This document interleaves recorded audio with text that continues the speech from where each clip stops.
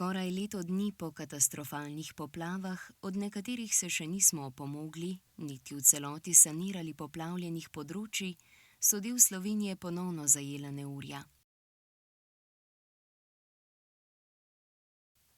V noči z 19. na 20. julij so močne padavine zajele najprej sever države, nato so se premaknile na vzhod države. Največ padavin, kar 112 litrov, je padlo v Krškem. V več občinah je meteorna in hudourniška voda poplavila ceste in objekte. V Stari Fužini je po udaru strele zagorela stanovanjska hiša, v naselju Kokra je potok odnesel most in zalil več objektov.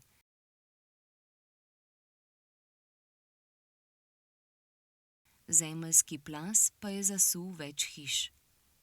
Najhuje je bilo v zaselku Podlebelca, kjer so nanosi izpod Kalškega grebena poškodovali hiše, most in cesto ter spremenili Kokrin tok. Hudourniška voda je povzročila škodo tudi v dolini pod Suhadolnikom. Dober teden kasneje, v nedeljo 28. julija, so se popoldanske nevihte iz severozahoda države razširile prek Gorenjske, Koroške in Štajerske ter nadaljevale pot proti vzhodu in jugovzhodu.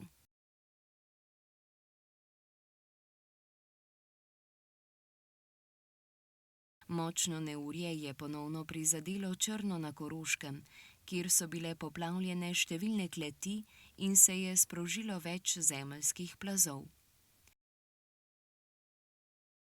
Spomnimo se dogodkov 4. avgusta 2023.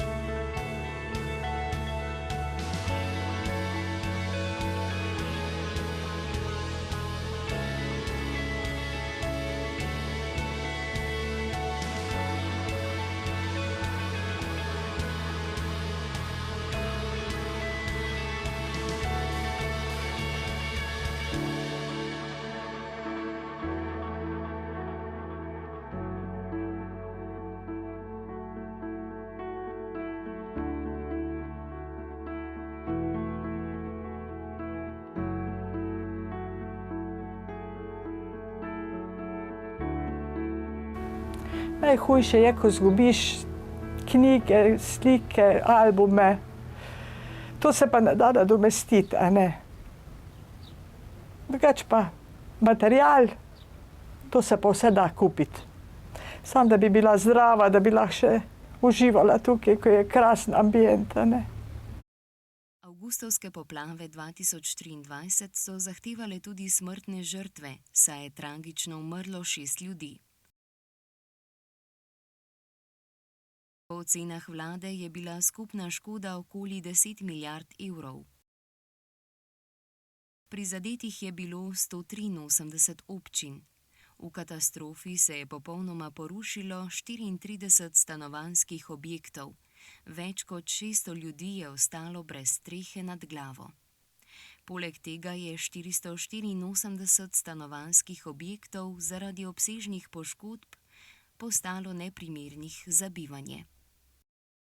Končna ocena škode je kar 3 milijarde evrov, do 24. julija letos je država za sanacijo namenila 805 milijonov evrov. Številni še vedno obnavljajo svoje domove, infrastruktura v nekaterih regijah je še vedno poškodovana.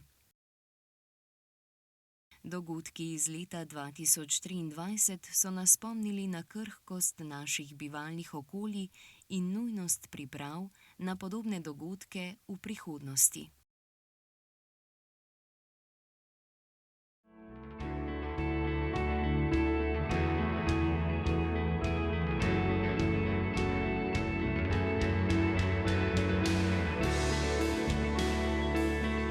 Ob tej izjemni katastrofi se je rodila tudi izjemna solidarnost. Na vse mogoče načine so ljudje želeli pomagati, pristopiti tem ljudem, ki so jih prizadele poplave, in tudi tisti, ki so bili v nesreči, so lahko začutili ta srca okrog sebe, kar jim je zelo veliko pomenilo.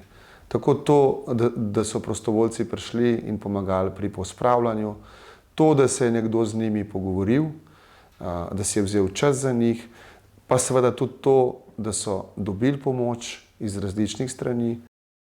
Eden odziv, ko govorimo tudi recimo o spontanih prostovoljcih, to so prostovoljci, ki niso nekega izrednega dogodka del organizacije, ampak se pridružijo, ko se zgodi v bistvu ena katastrofa večjih razsežnosti in takrat se pokaže, smo tukaj, vse bomo spustili iz rok in želimo si v bistvu doprinesti k temu, da se ljudje rehabilitirajo, da nudimo pomoč, da smo tukaj za soljudi. Slovenci smo vsekakor solidarna in zelo srčna družba, kar se ne pokaže samo na ravni nekih izrednih dogodkov, kot so recimo nedavne ujme, ampak jaz mislim, da je to zapisano res v naš vsakdan. Solidarnost, tako kot zaupanje ali pa vera v življenje, ni nekaj, s čimer se rodimo, ampak pridobimo. In kot družba moramo vsako generacijo znova osvojiti to vrednoto. In z lanskim letom smo jo kot družba zopet osvojili in še okrepili tisto, po čemer smo Slovenci poznani, da pomagamo. Ob obletnici teh dogodkov se spominjamo solidarnosti, ki jo je pokazala slovenska družba, in hkrati opozarjamo na pomembnost trajnostne obnove in preventivnih ukrepov, ki bodo v prihodnosti zagotovili varnost in blaginjo vsem državljanom. Vključno s posebno skrbjo za najbolj ranljive skupine, kot so gluhi in naglušni. Po poplavah je bilo izpostavljeno, da je nujno izboljšati obveščanje gluhih in naglušnih v primeru naravnih nesreč. Civilna zaščita in Ministrstvo za digitalno preobrazbo sta napovedala uvedbo sistema SMS obveščanja za gluhe, kar bi omogočilo hitrejšo in bolj zanesljivo sporazumevanje v kriznih razmerah. Vendar eno leto po tej obljubi ta sistem še ni vzpostavljen.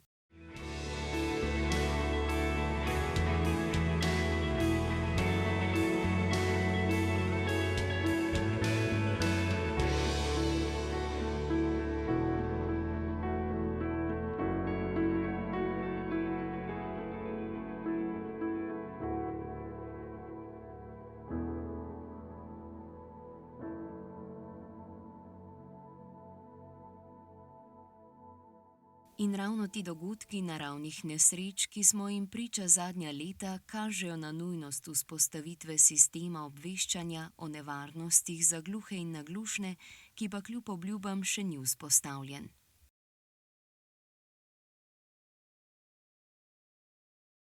Gluhi in naglušni so tako ob morebitnih novih nesrečah ponovno brez možnosti obveščanja o nevarnostih in zato med najbolj ogroženimi prebivalci v Sloveniji.